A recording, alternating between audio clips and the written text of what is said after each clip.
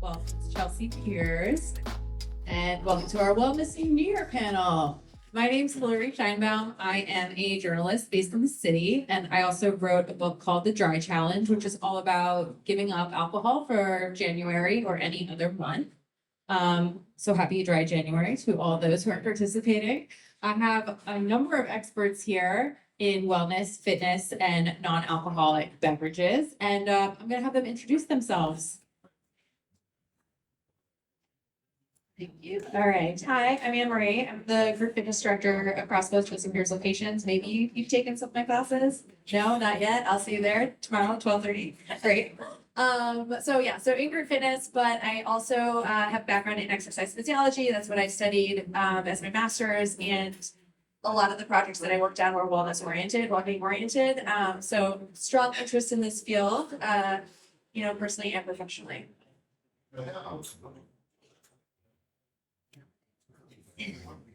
My name is Justine. I am one of the personal trainers here at Chelsea Piers Brooklyn. I also teach the group fitness classes, which I also recognize some faces out here. I have a background in group fitness, personal training, and nutrition. I also specialize in circuit training and have been in fitness for a little over 8.5 years. I've kind of tested out the waters and dipped my foot in like a little bit of everything. So I kind of have a good background between the body, the mind, and what we put into it. And yeah, that's pretty much it making, yeah. Wait, yeah. Hi, everyone. Thanks for coming today. My name is Tanya Cohn. I'm going to be covering the beverage part of our panel today. Last year, I have achieved the status of a true New Yorker, being here for 10 years. 9 of those in a fifth floor walkout. Oh my God. So extra points for that. I've been fit for 9 years. But now I made it in New York. I live in an elevator building. So for 10 years, I've been working for a spirits company based out of Amsterdam. Our company is actually preparing to celebrate our 450th anniversary in 2025. In 2020, we have launched a really great project. It was during the pandemic, so it was fun to work on. I have launched the first non-alcoholic version of a gin brand. So we have a Dutch gin, and we launched a version of it that was zero proof. So I have worked on that. We've been selling it ever since. Next week, we're launching the first non-alcoholic limoncello in the US by the company based out of Rome, Pallini. And we just acquired another brand. So it is a spirits company that has 400 years of making, distilling expertise. But now I'm very happy to see us transitioning more into the healthier lifestyle and catering both to cocktail drinkers and non-cocktail drinkers. And by the way, there's a huge overlap. I think about 80% of buyers of zero proof spirits also consume drinks. Fun fact. Thank you. Thank you. My name is Chris Becker. I have no background in fitness or nutrition.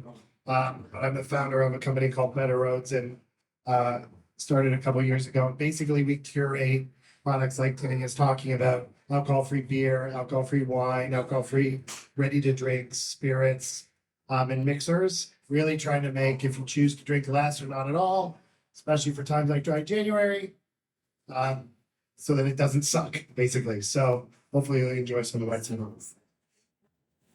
All right. Well, my first question for all of you is, how did you get involved in your respective fields?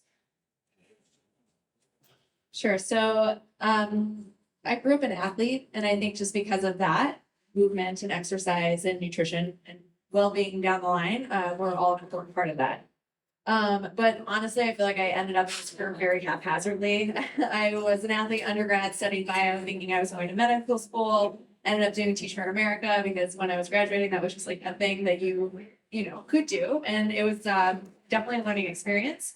But from that, I guess I've always considered myself an educator. I ended up working back at my alma mater in physical education, which was interesting because it basically was group fitness, but for academic credit. So I taught a bunch of different things as like simple as cardio fitness or strength training, aerobics, yes. And I still do know all of my my choreo, not all of it, that's like my warm up at least.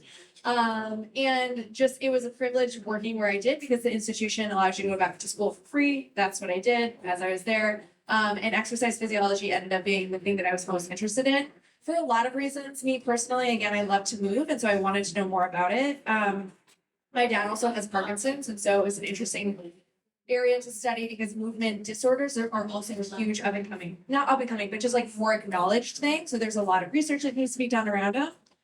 So it's just a large variety of like personal and professional interests that led me into that. And then I love teaching, I love group fitness, I love moving, and it just ended up being that this was the place that allowed me to do that as a full-time position. So a lot of different reasons, very windy, but glad to be here. And it's a really good field to be in. I'm like so pleased that fitness, wellness, and recovery are all becoming this hopefully really important thing in all of our lives.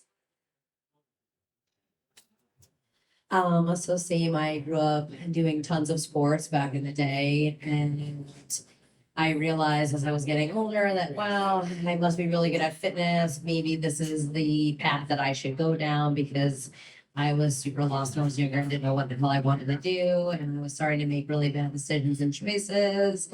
And I had kind of found the light and went in that direction. And then I ended up going to school actually for acting. And then I had found Soul Cycle, which was like a really big mixture of health and wellness and acting silly on a microphone and doing fitness at the same time. So it was kind of like the best of both worlds for me to combine that into one. And then I got really passionate with it and did it full time because I just love helping people. And I think that movement is medicine, internally and externally. And then from there, I have branched out into personal training because I just wanted to get more and more into fitness. And then I started getting a bunch of little sub-certifications throughout fitness after having my personal training certification. And really wanted a one-on-one experience as well as a group fitness and started branching out into other gyms. And I ended up finding Chelsea Piers because my brother told me to apply here because he wanted me to move back to New York.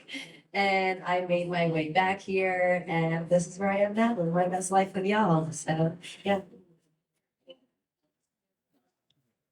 I'll go first just to mix it up and then leave. So my story was really in terms of the business, solving a problem for myself, not drinking, didn't want to drink, was on vacation with my family, procrastinating. They were at the beach. I was in a coffee shop on phone calls. And basically just started surfing the internet for alcohol-free beer. Wanted to have some, but wasn't happy with what we could get at the grocery store, especially back then. And then was amazed to find out that there were actually not just curated or artisanal beers that were alcohol-free, that there were actually beer breweries that only did alcohol-free beer. So I spent about $150 and a few hours shipping and bringing it, tasting, trying, liking some, not liking others, thinking, and then after that experience thought, maybe there's other people like me who are interested, A, that they don't even know that there are these great alcohol-free adult beverages. So B, to discover them, and then C, hopefully find an easier way than what I went through to try to taste and discover and see what you like, which is what ended up being our online marketplace. And now we do wholesale and are bringing in some pretty innovative products, including Damrock. So that's my story. Thank you. That's very interesting. How long have you now been drinking? Tanya's taking my job. Yeah, that's actually what I said without writing it. I said, "Let's go." So I've gone through periods where I'm not drinking at all, 4 years, 5 years. Now I'm in the mindful drinking category, but this has been a journey of lots of ups and downs for easily 20 years. So my background is in advanced PR marketing. I started my career at MTV Russia. But in the US, I have worked in spirits. So in 10 years in spirits, I have consumed probably thousands of cocktails. So I was really relieved to see this category rise and now being such an active part of it, I'm so happy to see that because I also have a personal encounter with alcohol abuse. And I'm a mindful drinker myself. And these types of products actually were very handy throughout my pregnancy over a year ago. So yeah, excited for you guys to try non-alcoholic cocktails today. Thank you. I think your next job will be a journalist. You know, if this doesn't work out for whatever reason. I don't think I can start a second career at this stage. My next question for all of you is, you know, now it's the start of the new year. A lot of people make resolutions. So what are the most frequently asked questions that you get, and maybe let's limit it to like one or two, because I'm sure there are a ton. And what is your response? Sure. So I will use group fitness because that's my role. And I'll say over the last 3 weeks, I've gotten a lot of these questions, which is what class burns the most calories, or how many calories does your class burn? Which is an interesting question, but it is relevant in the sense that this is the time that people are setting a lot of body image related goals, right? I think that we could talk more about that as like one of the future questions as well. But it is an interesting concept to me still that exercise is related directly to calorie expenditure, but it's a little bit more than that in our minds, right? Where it's like sometimes it's that burn it to earn it concept. And I think that particularly comes out in the new year. Just again, whatever it is, it's the cycle of like, let's set new goals and new initiatives. And alcohol obviously ties directly into that as well, because if you are into fitness or you're just into nutrition, you know, alcohol is basically empty calories, right? So it's like this sense of what am I doing? What am I consuming? And then how am I burning or using that energy? And then again, I think just being in group fitness, it ends up being that question of like, well, what is it? What am I doing? And especially when other like fitness boutiques or other spaces, everybody has their Apple Watch, right? Who wears one? Yeah, it gives you all that data like right away. So that's probably my most recent question. You want to switch it up? Okay. So a lot of the questions are about the beverages themselves. So one is often when we talk about alcohol-free, what does that actually mean? Is it alcohol-free, like 100% zero alcohol, or is there any trace amounts? And so there's alcohol-free, and some products are in fact 0.0, very so close to it, it's trace amounts. But there's also another category called non-alc, which is 0.5% or less, which is a line that's been drawn really with laws going back to Prohibition. Near beer was created when Prohibition came out, and that was the line, and it's pretty well the national standard. Lots of products, bread, orange juice, what have you, will have trace amounts of alcohol as well, just because of the natural fermentation process. That's one. The other main question that I'll stop is really, what does it taste like? Is it going to taste like the alcohol version? And my experience with that in terms of seeing people, my own experience and talking to people, it's kind of like that Diet Coke effect. Most of you probably aren't old enough to remember, but I'm old enough to remember when Diet Coke first came out. When I was a kid, I was like, this is great. It's Coke without the sugar. Then you taste it and it's like, this doesn't taste like Coke at all. But once your expectations change, so wine, the alcohol-free wines are somewhat like that. The bite of the alcohol is not there, but they get at it with different approaches. But over time, as your expectations change, and now Diet Coke outsells Coca-Cola in America. So it's one of those things. So it's the taste factor, and then what does alcohol-free actually mean would be the two big questions. I would say a question that we get asked the most, especially on our social media ads, is why? Why are you selling non-alcoholic spirits? Who needs it? It's no fun. And I think we are going to answer a lot of this question today through the concept of dry January. And Hilary is an expert in all the selling points, but of course, different people choose different reasons to answer that question. Of course, yeah, I was at some point pregnant, so that's why.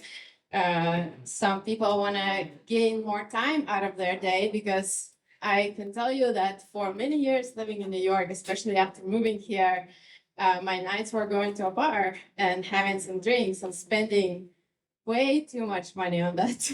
So to reclaim that budget and to reclaim that time, I think a lot of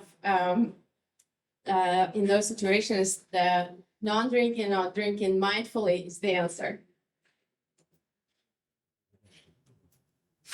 I think for me, the questions that I get asked the most are probably like, how many days a week should I be working out and what should I be eating? And really, at the end of the day, it depends on what you can come in and do, realistically making it easy on yourself so you look forward to coming to the gym versus dreading it every week. Right? What can you easily bring into your life 2 to 3 days a week? What can you start to lean in a healthy way and build off of that? Or what should I be doing however many days a week? And, you know, again, that goes with how many days can you get into the gym? And then you can divide up how and which way you can spend that time appropriately on your body in a way that you like spending on it and what feels best for you.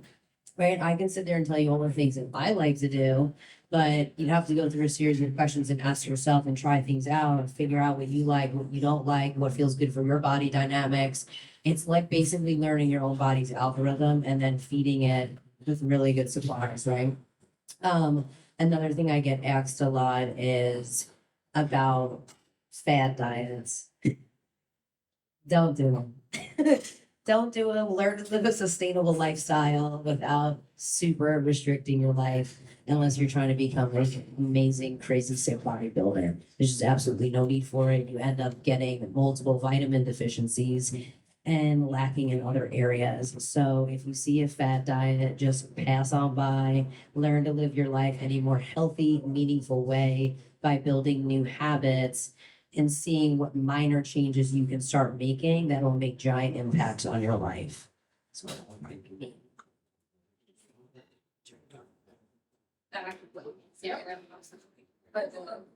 Only have one hand. Okay. That actually leads me to my next question, which is it for each thing, like, you know, diet, fitness, non-alc options, is it best to go all in or make slow changes? So with that, small changes, small gradual changes, I always tell people, and I even have a special calendar that they can like fill out to keep themselves accountable. But basically, you want to pick 1 to 3 things that you want to change. And that can be sleeping more, eating breakfast twice a week because you never eat breakfast, maybe meal prepping. You want to make 1 to 3 small changes per 3 to 6 weeks. And you want to start to introduce those into your lifestyle and create a new habit and work on that. And once that those are infused and are new habits in your lifestyle, then you can start to introduce another one. You only want to pick a small amount because then it will become too much at once, right? You want to lean into it, like you want to create a new habit, that way you can remove another one, you make, you know, more space for it in your life. So I always tell everybody to do 1 to 3 max. People typically do about 1 to 2. Just so it makes sense, especially if you're like a mom, you have kids or you have 3 jobs, and like life is crazy, right? Especially out here in New York, you can be very overwhelmed or overconsumed by things, and you want to make it easy on yourself. Easier the better. Like show up to the gym at a time that makes sense for you. Like don't sign up for a class at a time that you're never going to wake up for or that there's a conflict in the way. So lean in new habits, 1 to 3 at a time for about 3 to 6 weeks. You can go longer than that. You can make it 8 weeks. Just start to build a routine and consistency, and then you can build off of it from there. Anybody want to know? Yeah, so agreed in the minor concepts. Sometimes I also think I like to consider myself a child in a lot of ways, right? I don't know. Do you guys have kids? Anybody? No? Really? Wow. Okay, cool. All good. Well, if you have them, not that I do, but I used to work with them a lot. You have to know that like you can't just all of a sudden rock their lives, right? You can't all of a sudden expect your kid that's been going to bed at 9 p.m. every night to now go to bed at 7 o'clock. It just doesn't work. There's no way, right? You can't expect this kid who has, I don't know, hated broccoli for 2 years to all of a sudden decide to lean into it and just eat it every day. It's not what we would expect of a child. It's not what you would expect from yourself. You want to treat yourself gently. You want to set yourself up for success. If you set these unrealistic expectations or unrealistic goals, you're just going to be frustrated by them and then you won't try, right? It's just the natural instinct. Why bother trying if you know you're going to fail? So set it up in a way that makes it fun for you. It's process oriented. You get some immediate success. You have goals. You meet the goals and you get some sort of reward that enhances that experience, right? It's not like every time, the first week you go to the gym 3 times a week, you take a day off. That's in direct conflict with whatever the goal was that you set. Maybe you go to the gym 3 times a week and now you go with your gym buddy to the movies. I don't know, whatever it is, but you set goals, you make sure that they're realistic. You want to set yourself up in a way that that you can do it, right? It's not totally out of the question. It's just a little bit part of it. And then also to build on the habits you already have. If you know you're an early morning person, to your point, that's when you go to the gym. Get it out of the way. That way, work happy hours, the friends calling after work don't get in your way of coming back. If you know you're an evening person, do the reverse. Sleep in, do your thing, work, and go when you can. So the easier you make it for yourself, the easier it will be for you to adhere to whatever the goals are that you set. Yeah, I gotta agree 100%. I think one step at a time is the concept that you want to follow, definitely not all or nothing. Cannot give up sugar, alcohol, carbs, and sitting on the couch at nights, all in one month, dry January. And of course, going into it, I think it's important to have the internal motivation to succeed versus doing it on the sheer willpower. If you're counting down January days until you can treat yourself with a big donut and a drink, I don't think it's the right concept, because definitely don't want to wish away time in your life. You gotta enjoy every day and be mindful. I don't mind having a pastry every week from my mom. Anyone else? Those so- cookies, they're legit. Yeah, so I would say one step at a time is the way to go. Yeah, I mean, generally the same theme. I'll try to add a bit of color or different perspective. Like, I think our society tends to be binary somewhat, extremes all one or the other. Even America, with respect to alcohol, it was a banned substance, legal, and now it's celebrated with beautiful bottles in most restaurants and bars across the country as our one legal drug, or at least it used to be our one legal drug. And I think the same, when I look at it the same way here, like dry January.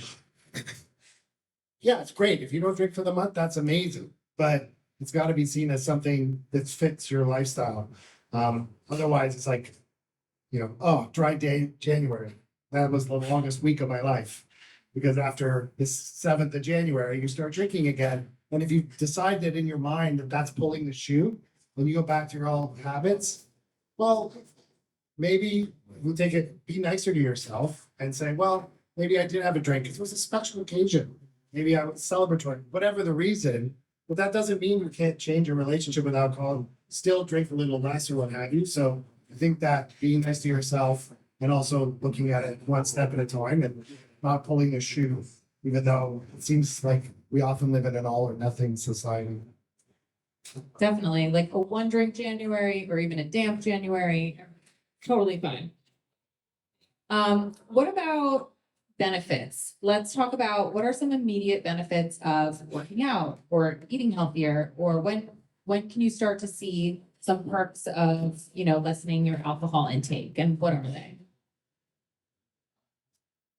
So the most immediate benefit of any sort of new goal, right, is self-efficacy. Every time you make a decision, it's easier to make the same decision over again. You say no one time at the bar and you exchange an alcoholic drink for a non-alcoholic drink. The next time you do it, it's just going to feel easier to you because you've built up that sort of self-confidence in yourself to do it again. So that also is why it's hard to break habits, right? You've done it 1,000 times or 1,000,000 times. And so it takes a lot more cognitive effort for you to break it. But I mean, we could talk all day. I feel like I could do a whole lecture on the benefits of exercise, right? Endorphins. What else? What do you get from exercise? Fun, if you're coming to group fitness and Justine's class at least. Good music, fit friends. Yes, exactly. Community. All the things that make hopefully the gym sticky, right? There's so many benefits outside of exercise alone Why not do it? It should be fun. And that's to Justine's point earlier is like, it's not about coming to the gym to get swole because that's what you think everybody is doing. Everybody is a bodybuilder now. Great. That's not true, actually. Obviously, right? So do what is fun for you and do what you're going to do religiously, whether that's just walking outside or, coming to a strength training class every Monday, Wednesday, Friday, whatever is authentic to you and in line with your interests. That's what will make it sticky because it will be fun.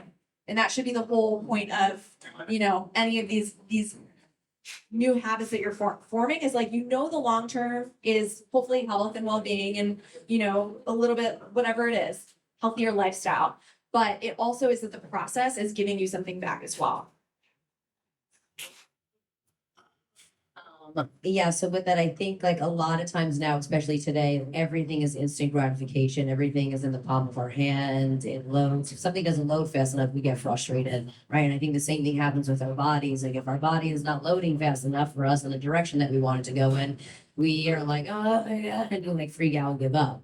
You have to pull through. Your body takes some time to adjust, just like anything else. Like if you're starting a new job, right? It's not going to be like walking in and you're like King Capo there, right? It's like you got to give yourself 1 to 3 months, build, learn, feel, let the change adapt to you. Don't rush your progress because how you start in the first month, by that third month, you're going to feel completely different. Your mind about fitness will probably be a lot different. And don't let like past circumstances also get in the way. Always start fresh with a new mindset. You never regret a workout. You always feel good when you leave, right inside. And then I just think, like you said, like building new habits, it just takes time. Like be shit with yourself and be good to yourself. Like don't beat yourself up about it if like one day didn't go as planned or one meal didn't go as planned. Like you want to set a certain amount of rules around it, but not too many to restrict yourself, right? And bog yourself down. It's just always start fresh with a new day, with a new mindset, and just get after it and feel good about yourself. Because the biggest component that we have is our own mind, right? That's our biggest challenge. And your mind is also a muscle, so you got to work and healthy. Yeah, I guess that's it, guys. But first of all, I'm not a doctor, but if we're talking about reductions in alcohol, I think you're listening to your own body, and that a lot of it is additive. So in that first week, you might notice more energy. That second week, better sleep, mental acuity. And as your body starts to adjust, and it's obviously all depends on how much you've been drinking beforehand. If you're giving your liver something, your liver is an amazing organ. It cleans your body of all kinds of different toxins. But when you're drinking, that's what it has to spend its time on. So if you're not drinking, your liver can then spend time on all the other things that it needs to be doing. And those are some of the longer term benefits. But I'm sure I'm amazed at the amount of writing there is about a lot of this as this is becoming a popular topic. Perhaps something that we didn't mention is glowing skin. Depends, of course, on the level of alcohol consumption versus not, but skin definitely improves when you drink much, much less. And you gain a lot of time if you don't spend it hungover at bars. Then you can go and take a class with these things. That was a beautiful transition. I want to ask, what are some, maybe like one misconception about, your field, whether it's, I always say, lifting heavy for women. We used to think that we were going to bulk up, maybe, in the non-alc category, the price of non-alcoholic cocktails. So this is kind of circling back on a prior point of that like burn it to earn it concept, right? Did anybody read that book Burn by, I think it's David Ponser? Anyways, did you read it? Yeah, okay. It's an interesting, if you are into this sort of stuff, it's an interesting thing because the whole idea is that what we've worked through in the nutrition world is, or what we've worked with rather, is this additive model, right? Calories in are calories out. Plus, minus, MyFitnessPal tells me I eat 1,800. That's what I use in a day. Great. We're at net zero. That's not actually how it works. The additive model, it doesn't describe a lot of the things that you observe in like, what do you call them? Like, populations that are standard deviations away from the norm. So it's not as simple. Your body is just not as simple as what we often think of it as. And again, I think that's back to your point that it's like, it takes time. It takes time for your body to adjust to working out. It takes time for it to acknowledge that it's in a calorie deficit. It takes time for it to acknowledge on the opposite side that you are, yeah, you're eating too many calories. So patience, but also that mindfulness piece is really important in your movement, in your, nutrition, whatever it is that you're trying to focus on, because it's just not simple. Your body is amazingly complex. So it doesn't make any sense, right? That you're able to do all this crazy stuff without thinking about it. You balance, you walk, you move your hands. I'm not even right. Like, don't think too much about it, but we somehow simplify it down to 200 plus 200 is, et cetera. And not only that, but nutrition labels. Does anybody know how much nutrition labels can vary? The FDA allows them to vary by 20%, which doesn't feel, you're like, okay, 20%, but that's a fifth of, your calories on a nutrition bar. Maybe it makes sense because whatever size the nutrition bars vary, like it all makes sense. But what I'm saying is that it's not as simple as the perceived, let me log this, let me pay attention to this, add it up and call it good at the end of the day. And also count how many calories I used in the AMP class. Because again, you're complicated and you're amazing and your body functions in a beautiful way, but it's not as simple as we want it to be. So be patient, but determined. I was gonna say about the nutrition labels. The serving size, it'll say serving size 3/4 a cup, just so you know, that really means that's the suggested serving size. Someone chooses the eat in one sitting, not what you're supposed to. Just FYI, because I think no one knows that. And when I had done my nutrition, I was blown away when I read that. I was like, wait, what? I thought that I'm supposed to eat 3/4 a cup of pasta or whatever it is, So like, be mindful of certain things when you're reading that's just what the average person would eat in one sitting. Not what you're supposed to eat in one sitting. I always think that that's a surprising thing. But there was something else I was gonna say. Wait, come back to me. I'm gonna think about it. I gotta mention a misconception that if you give up drinking, that your life stops being fun. You're excluded from your friends' gatherings, you can't go to brunch.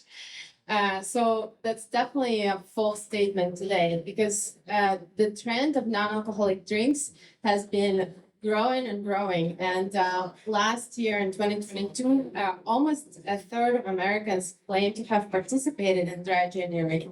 So of course, all the restaurants and bars recognize this trend and this demand, and almost everywhere, especially in New York City, you see an alcoholic beer, you see a zero-proof cocktail on the menu. So you're definitely included in all the social aspects of drinking this way. Or at home, Chris sells a lot of products on betterroads.com for hosting options for your friends. Just one, I think a lot of times, back to that Diet Coke point, these products are sometimes the flavor gap is still there with alcohol and non-alcohol because you're taking the alcohol out and it's a pretty effective flavor delivery system.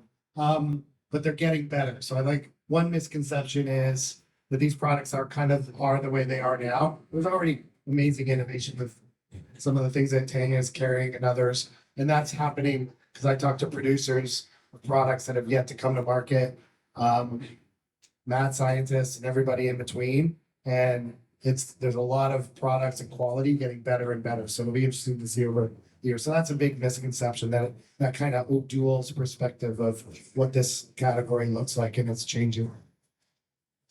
Okay, I remembered it. So another misconception is that people will be like, I didn't sweat a lot in that class. I didn't get a good workout. Just because you didn't sweat a lot doesn't mean that you didn't have an amazing killer workout. Don't judge it off of how much you sweated because it's not like it could have been really cold, or maybe your body temperature was a little bit lower that day, or maybe you sweated a lot, but you didn't even get a lot done. And maybe that's because you're really fatigued or tired. So there's a lot that can go into whether or not you got a good workout. You should always base it off of how you feel. Don't base it off of how much you put out and sweat, breathe and sweat.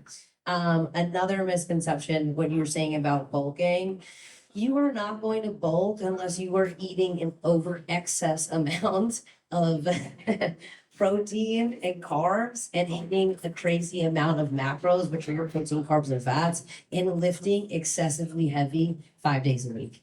So don't worry about lifting dumbbells that are 25, 50 pounds once in a while or a bunch of times in your work, unless you are continually tracking your macros and bulking that way, because that's a goal for you, because then that's what you would be doing. So get heavier, get those weights, pick it up, feel good, let your body get toned, learn to move your body a little bit differently. I have been lifting heavy for a while and I'm pretty sure I'm kind of tiny. So don't like, you know what I mean? Like, I'm not like this big rocky person. So like, pick up a dumbbell, try some new weight, get in there, and try my, be in every suspect.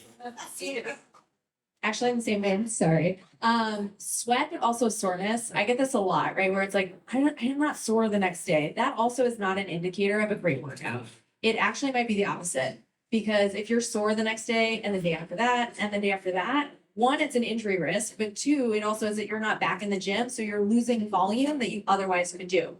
So sometimes it's back to that like slow, steady progression. A little bit at a time is totally fine. So learn what the metrics are that you want to define successful from your workout. Sometimes you need a sweaty workout. That's fine. But sometimes if you're training for something or you have very, very intentional goals, that's not focus. For sure. And then my last question before we open it up to you guys, if you have any questions for our panelists, is what else would you like to add? Last and final thoughts. First, just too much about. I guess the main thing, it goes back to how I got interested in this space is that it's supposed to be fun. Have fun with these drinks, have fun with experimenting, having fun with learning about them, have fun with trying an alcohol-free drink and then having a martini or whatever you like. It's, it's about balance and it's about all those things. So for me, you've got to make it fun and you've got to kind of enjoy the process. If it's a pain, if it's a chore, if it's something you have to do, less likely that it might become part of your lifestyle.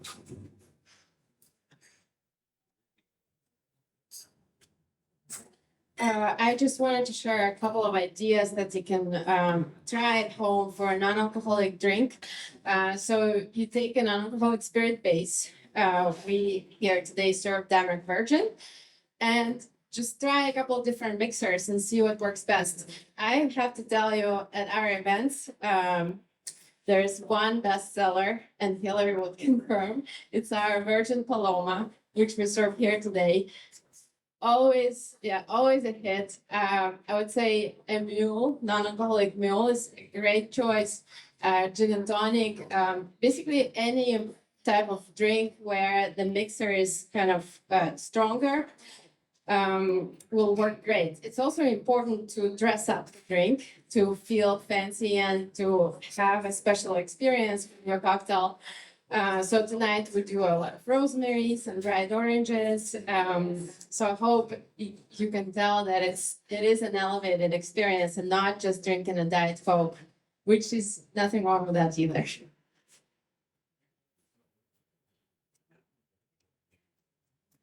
I would just say before you dive into a commitment, whether it's dry January or whatever, lifestyle change you're trying to make, to get deep with your why.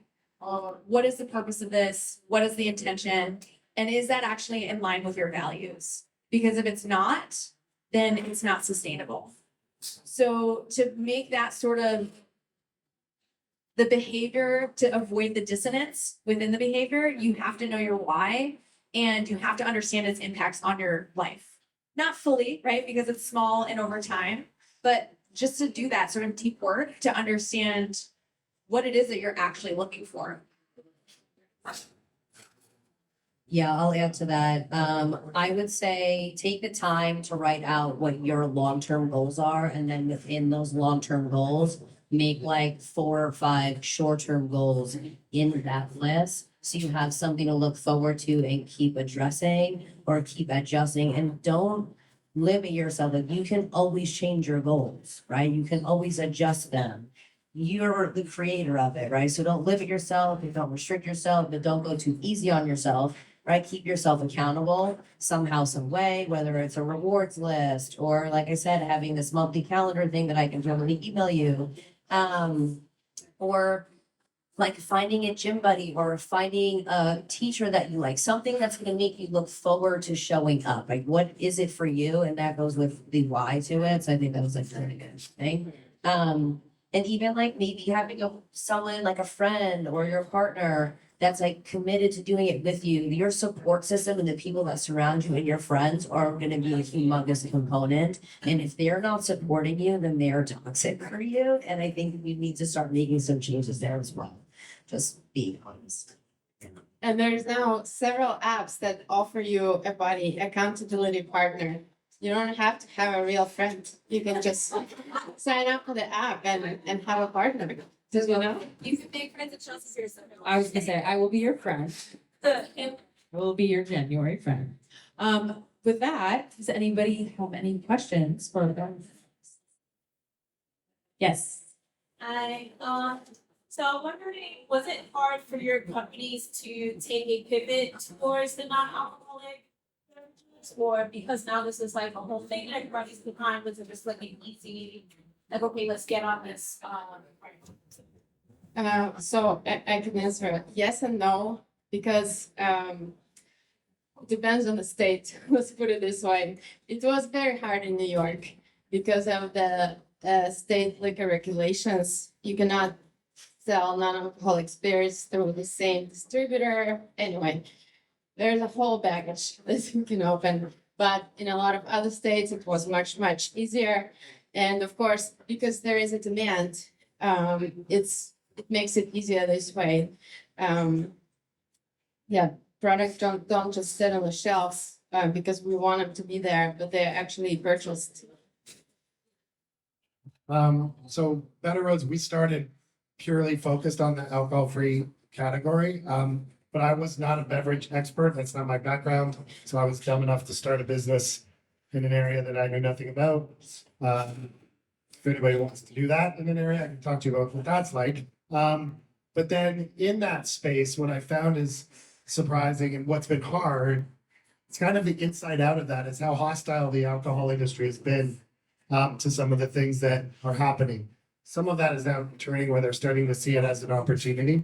But I've had, especially in New York, I've been yelled at, shouted down on panels, very different than this, in alcohol industry symposiums. So that's been very interesting to see that they're starting to see this as a threat. Does anybody else have a question? I'd like those answers, by the way. Yeah.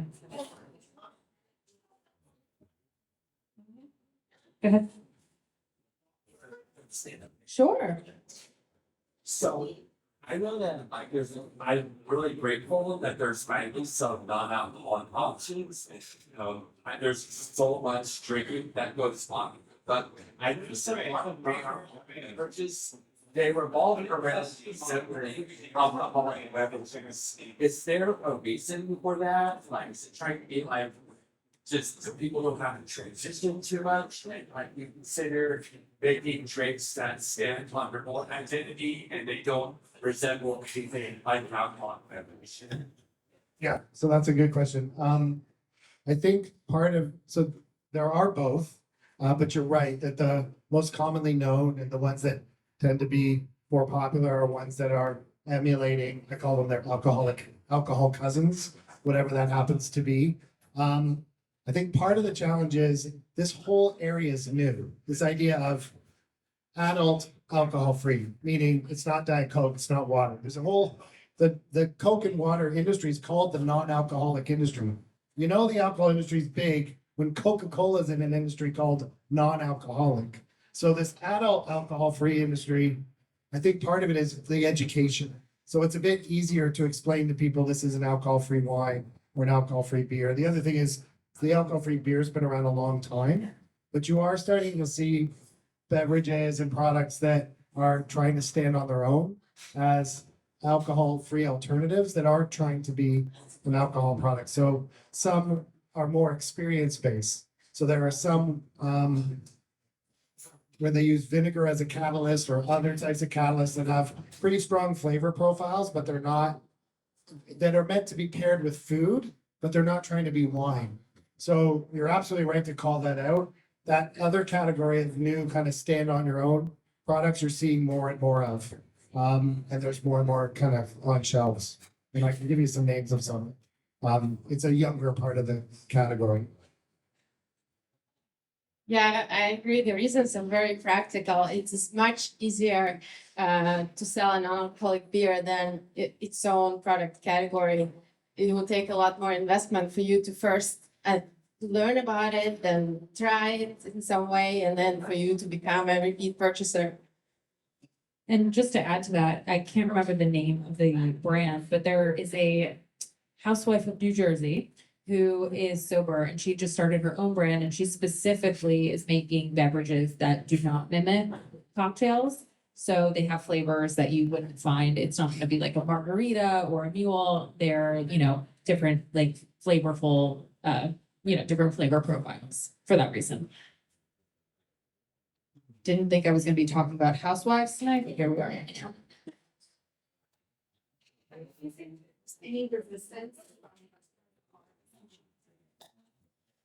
Depends on the state. Middle of the country, perhaps very behind. But yes, to an extent, if a bar already carries a non-alcoholic wine or a spirit, they want to stick to just one. As opposed to you look at tequilas in the back bar, there's at least 10 different brands. So yeah, to an extent, it's still difficult. Just quickly, it's changing. I think as they start to see, and a lot of it's, and Warren in the back, if you're interested, knows this space and inside out works with us. The experience of talking to restaurant owners, talking to bartenders, talking to wait staff, because their customers are asking for it more and more. So that's been a lot of the change. It's not just us kind of saying, hey, this is great, rah, rah. It's customers coming in and saying, well, what do you have? And they expect more than the dusty old duels that's in the back of the fridge.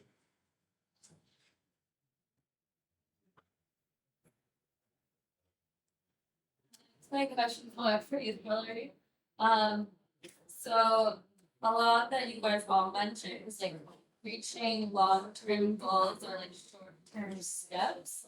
So I guess for like doing dry January, would that become like a short-term goal as far as like what I guess are the like long-lasting benefits of doing a challenge like that?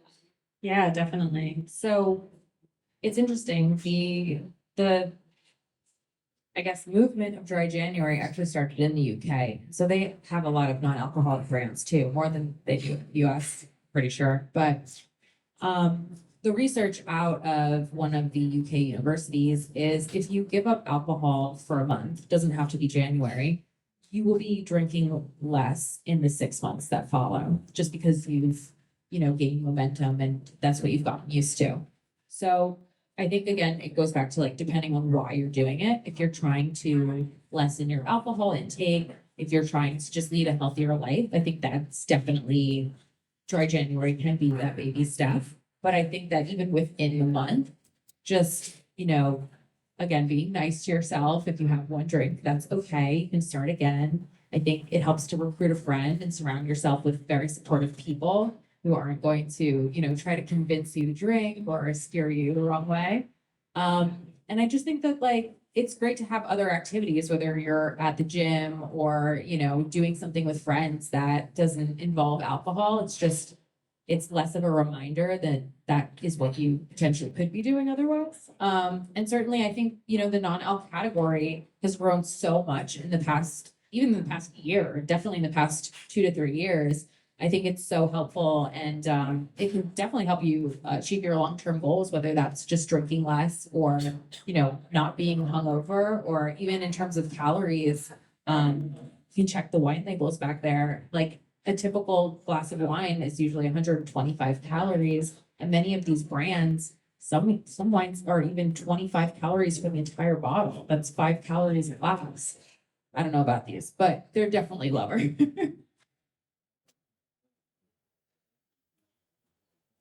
Anybody else?